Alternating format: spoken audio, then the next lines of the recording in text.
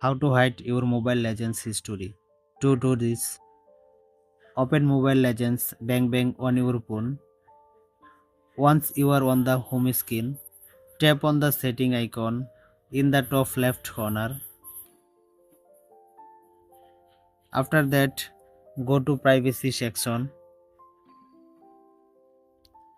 Scroll down, looks for option here, show history.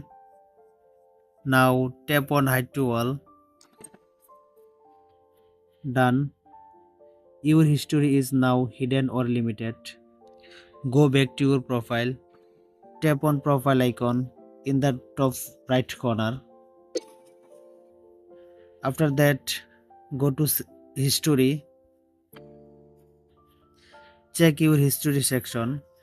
Confirm that your history is now hidden or limited. That's it.